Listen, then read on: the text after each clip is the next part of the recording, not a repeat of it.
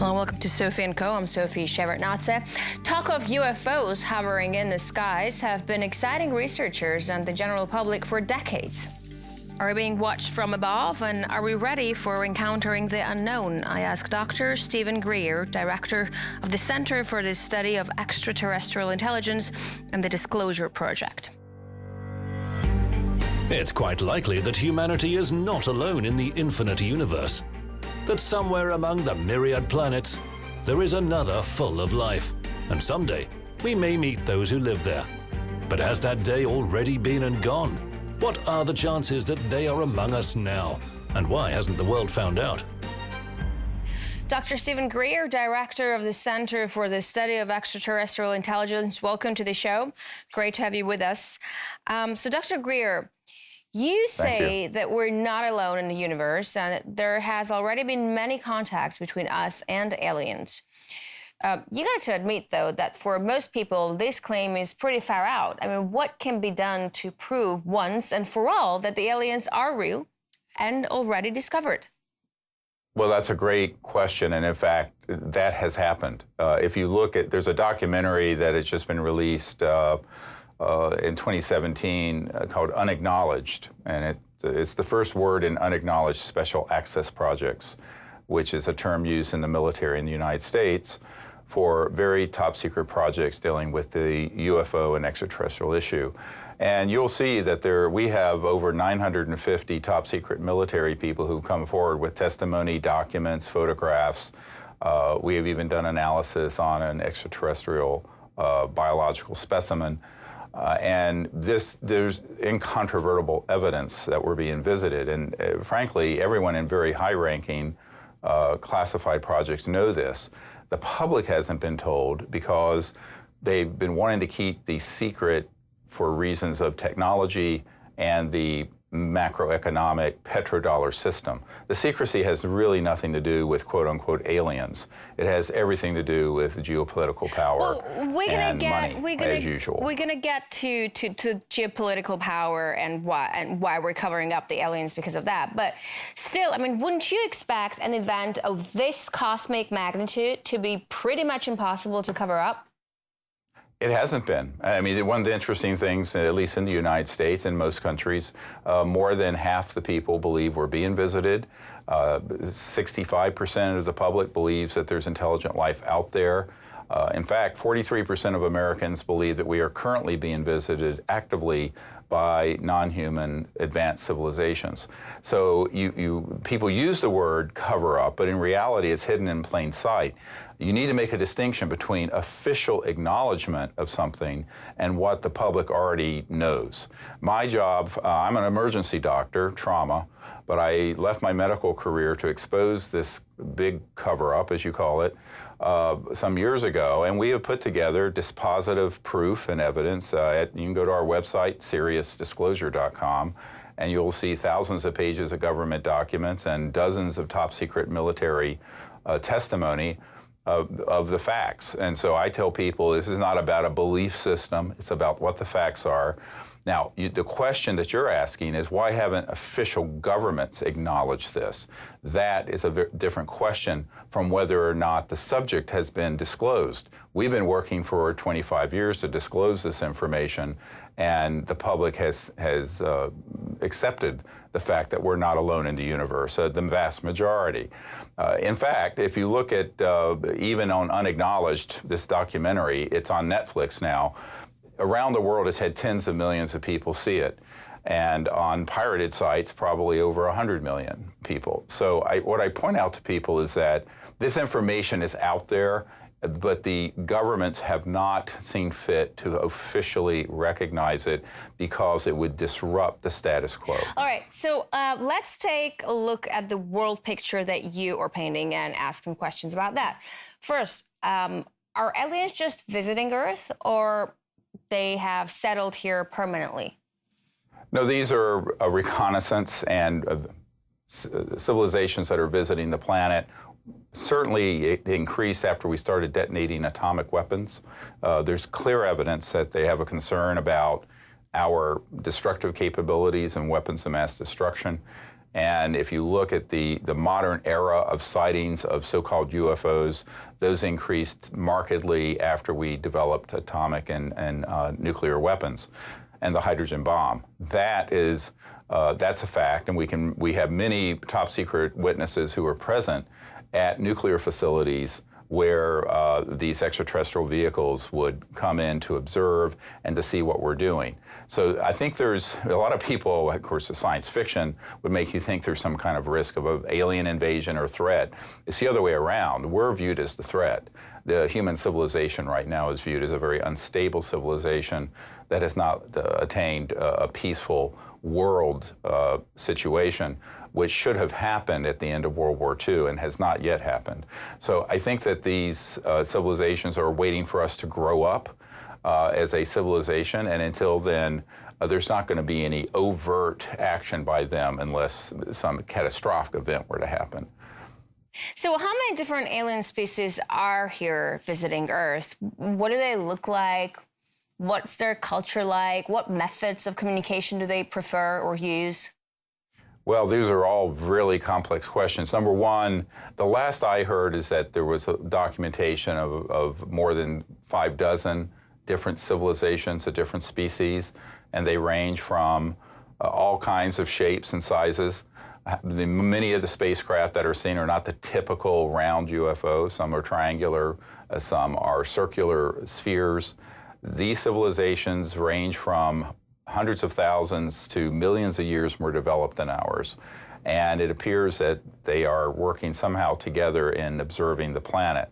But the caricature of, say, an alien that's been put out there, that's mostly a counterintelligence perspective that's been done by the CIA, to be honest with you. I would say that most of the information people see out there on the subject is disinformation created by the intelligence community for its psychological warfare value. But the ETs themselves, these civilizations range in, some have been documented to be as short as a foot and a half tall, and some that are more than 12 feet tall. And there are many different species from different star systems. Now, the communications, this is where it gets very interesting, because you and I are talking at the speed of light, basically, electromagnetic, or less. If you're dealing with civilizations from another star systems, their technologies are phasing trans-dimensionally across dimensions beyond the speed of light. Now, this has been something that is not wanted to be exposed because it has huge implications technologically. For example, we often will say, well, the state-of-the-art of communication for us is an iPhone or a telecommunications system or a satellite system. Those are actually very antiquated systems based on mid-1800s, late 1800s telecommunication, radio frequencies, etc. We're dealing with civilizations that are communicating with technologies that go beyond the speed of light, but also interface, interestingly, with directed and coherent thought. So you have to ask the question, what is the speed of consciousness and thought? So this gets into some very advanced concepts in quantum, post-quantum mechanics and in so-called entanglement, where you can go beyond the speed of light, which has theoretically been stated by Western scientists not to be possible. But I would argue that it's only being argued from the point of view of the myopia of the current scientific paradigm. You're dealing with civilizations that are so far advanced from us that almost every manifestation of how they might appear could appear magical, but it's not. It's a science. If they're so advanced, and you're saying that aliens have visited Earth with reconnaissance missions, if this is this just that, or do they want something from the planet? If a civilization that manages interstellar flight exists, then that makes us a real, backwater of space. Yes, it is, except here's the problem. We're going into space, aren't we? We have the space station. We're going to Mars with unmanned and eventually manned vehicles. We've landed on the moon. My uncle helped design the thing that landed on the moon with Neil Armstrong in it, the lunar module. What I tell people is that when we started going into space, combined with weapons of mass destruction, red flag went over the earth that said, we are at the point where this civilization could potentially be a problem. So I believe that we're viewed as a problem civilization that's in evolution. And the big task for humanity is to go from a fractured, kind of ape-like civilization where we're fighting each other over stupidity to a peaceful civilization that goes into space peacefully. When we reach that hallmark, that milestone, then you're going to see a much more open contact occur from these other civilizations and the human species. So according to your words, there is this special organization that keeps the lid on the UFO story. But surely aliens would not just stick to America. And if they're out there, other major governments of the world should have been aware of aliens too. So is there an international secrecy agreement, or each government has their own alien policy line? It's a transnational organization. So let me make a distinction between international, something like the United Nations, and transnational. Transnational sort of transcends geopolitical boundaries. And for example, we have documents that show that the old KGB and Soviet USSR had cooperation with U.S. intelligence on this issue back in the darkest days of the Cold War. So, in fact, secrecy on this issue has been maintained by a cooperative entity that is multinational and transnational for many decades. Now, the crown jewel of activity on this subject has been in the United States because of the technology and just, frankly, the macroeconomic clout that the United States possesses. But other countries have certainly had, we've had, for example, Chile and Brazilian military files have opened up recently where they have acknowledged chasing these objects with their jet fighters. We have footage that have been given to us from Chilean generals recently of these ET objects being chased by their jet fighters. In Mexico, we have similar footage. So a number of countries have actually cooperated with opening up their files, but the real research and development projects have been centered in the high-tech corridors in the United States and in very classified projects, which are properly known as unacknowledged special access projects, or a USAP. And there are corollaries to those in Canada and the United States, the United Kingdom, and I would presuppose, to some extent, in Russia and China, although to a lesser degree. Certainly countries all over the world have a prevailing interest in having this information come out because the big talk is about climate change, so-called global warming, and resource depletion. The fact of the matter is the technologies for going from one star system to another involves very advanced science and physics that would get us off of oil, gas, and coal very quickly. But therein lies the problem. It's a multi-trillion-dollar economic question of bringing out this information. If you acknowledge that we're not alone in the universe and they're here, the first thing a scientist is going to say to any government official is, what technology are they using to get here? When they ask that question, it will be answered. When it's answered, it's the end of oil. So we're going to talk about oil in the second part of our program. We're going to take a short break right now. We'll be back with Dr. Steven Greer, director of the Center for the Study of Extra-Terrestrial Intelligence, discussing our prospects of finding alien life forms anytime soon. Stay with us.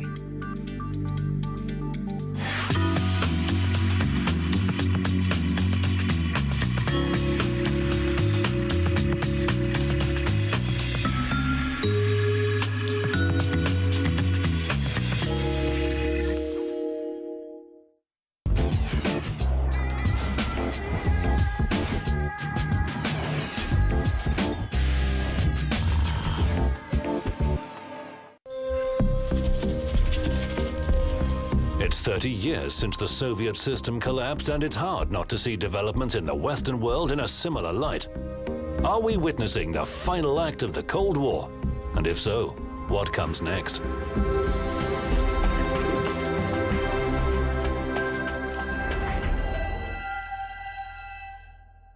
The country's gone into a nihilistic fever.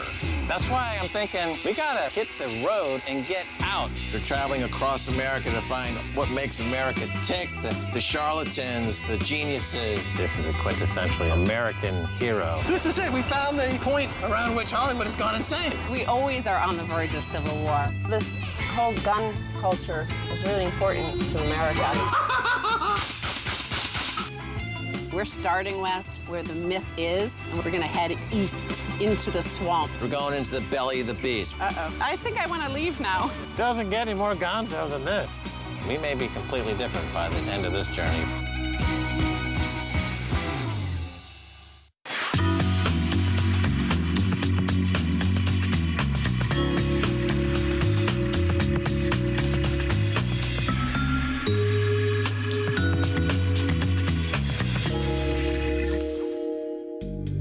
We're back with Dr. Steven Greer, director of the Center for the Study of Extra-Terrestrial Intelligence, discussing whether alien life is fact or fancy. So the documentary based on your book series starts with a premise that the power of oil corporations is what is behind an unfair financial system that benefits the few and leaves the American middle class in the dust. Is this whole UFO thing really your way of expressing extreme frustration with what is going on in the normal world? No, it's just an acknowledgement that the world is a faint shadow of what it could be if the technologies that were developed over the last 50 years in classified projects were being used. I mean, we're all using jets and cars using oil and gas, and we don't need them. We haven't needed them for decades. It's a decision that's been made because to bring out these new technologies would be too disruptive to the current macroeconomic system. And I think this is a debate that needs to be joined because increasingly people are concerned about the climate change and pollution and deaths related to air pollution. These are all solvable problems, but they're not going to be solved by tinkering around the edges with solar power or wind power. We need really bold new scientific discoveries that have been studied for many decades in classified projects brought forward to benefit the human species. So one of your main theories you're saying earlier is that the powers that be don't want the public to know because of oil revenues. Alien technology would kill oil business, but some governments like oil revenues and then others don't. For instance, China would be very happy if it didn't have to buy oil. So it can't all be about that, can it? It's about the macroeconomic system that is dependent on the petrodollar system. And that's from Bretton Woods at the end of World War II, if you look at history. So it's not just even countries that are not oil net exporters, for example, like China or Japan, they're tied into a macroeconomic system that is very dependent on the current energy and industrial paradigm. And in particular, the petrodollar. So these are things that would change very quickly with the disclosure of the fact that we're not alone in the universe, and we've been studying and have figured out how these machines operate. Let's be very frank. They're not using Exxon Jet A fuel or Russian oil or Saudi oil to go from one star system to another. This is common sense. And the people I've spoken to in the research and development world in classified projects, and as I mentioned, we have over 900 of these top secret whistleblowers on our team. It's quite clear that these technologies have been fully developed, but bringing them out would disrupt the status quo. And so big economic interests all over the world would have to adapt very quickly to a whole new economic system. So you also say that American president is not being told about all such findings. You prepared a special briefing for President Obama, and you spoke before Congress. How did it go? Well, you know, what I found is everyone wants to know. I'm in Washington right now about this issue. This is the biggest non-secret there ever was. Everyone knows this is going on. All the way back to when I was first putting the briefing together for President Clinton and his CI director, it was well known that there were deep secrets on this issue, but for the most part, the elected officials, at least in this country, aren't given control over those projects. If you doubt this, go remember what Jimmy Carter said after he became president, when he tried to look into this, and President Carter said that when someone asked what it's like being the most powerful man in the world, he said, I wasn't that man, because there were things that they would not tell me about and I had no control over. So this is a really big problem for democracy and for governance all over the world, this level of secrecy. And it's reached the point, at least in the United States, and the United Kingdom, and a number of other countries, where the secrecy is in of itself criminal.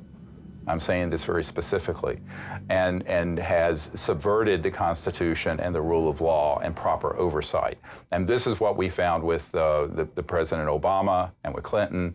Also, if you look all the way back to the time of Eisenhower, he got very frustrated dealing with this issue, and this is why he made the famous speech, "Beware the military-industrial complex." He was a general. He was not anti-military, nor am I. I'm from a military family.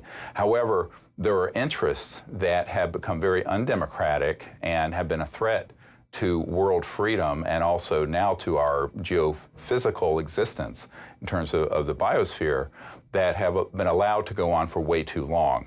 And this has been a problem all the way back to President Eisenhower in this country and similarly in other countries around the world, this level of secrecy.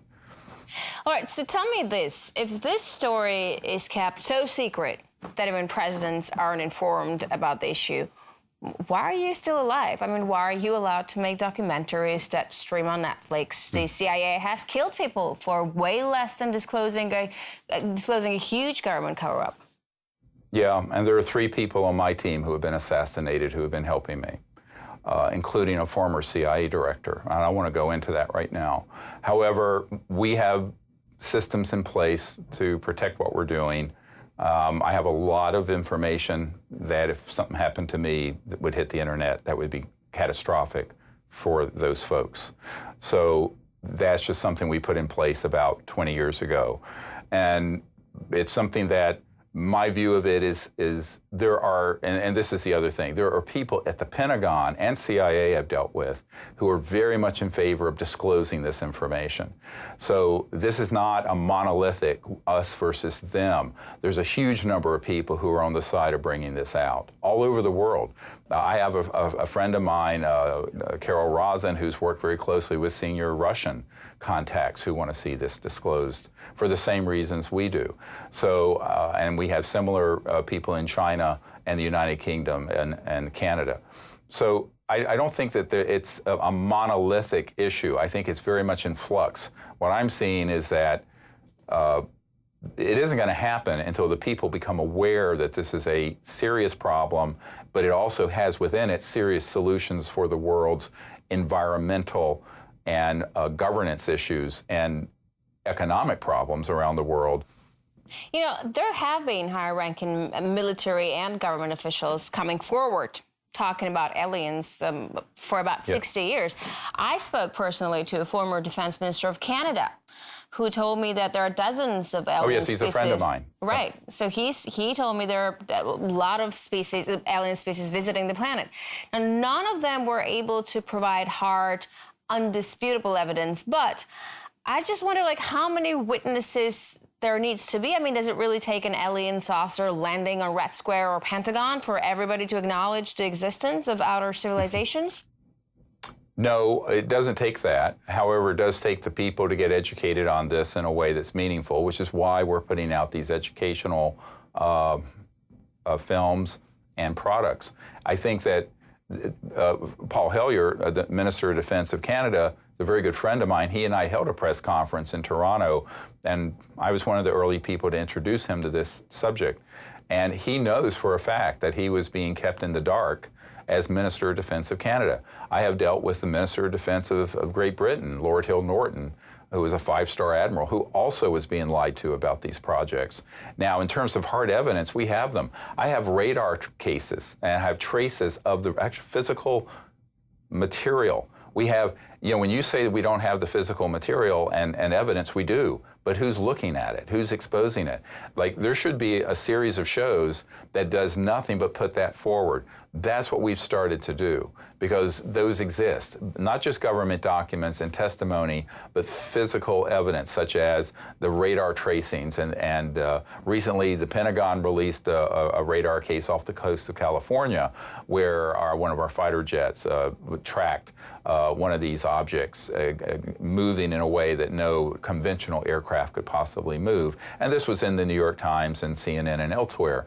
My point is that there's a huge amount of evidence like this, and even physical hard evidence, and we have it. I've been accumulating it for decades. The question is, who's going to do a story on this? Because ultimately, what happens is that, at least in the United States, if you start doing a deep dive into the evidence on this, that show is going to get canceled. Everyone thinks we have a free press in America. We do not. We have a managed press.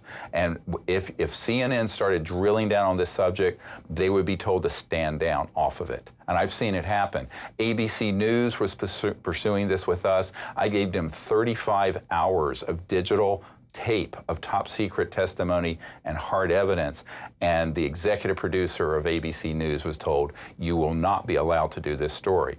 So there's a myth around the world that the media is somehow completely free. The big media and mainstream media is free to do this, and that is not the case. If you look at the documentary Unacknowledged, we have an Air Force intelligence official who said, we used to bring from the U.S. bags of cash to people in the media to secure their cooperation in keeping this stuff secret. Now, this is a fact. This guy's testimony is there for anyone to see. And he was with many years in a classified project at a Kirkland Air Force Base, managing counterintelligence and trying to stop leaks on this issue. So these facts are out there for the public to see now. I hope people will look at it. And I think that people need to understand that we need to create a new type of media that actually is honest and will tell the truth to the public about this. All right, Dr. Greer, thanks a lot for this insight and the interview. We were talking to Dr. Steven Greer, director of the Center for the Study of Extra-Terrestrial Intelligence, talking about alien civilizations and our prospects to get in contact with them anytime soon. That's it for this edition of Sophie & Co. I'll see you next time. Thank you.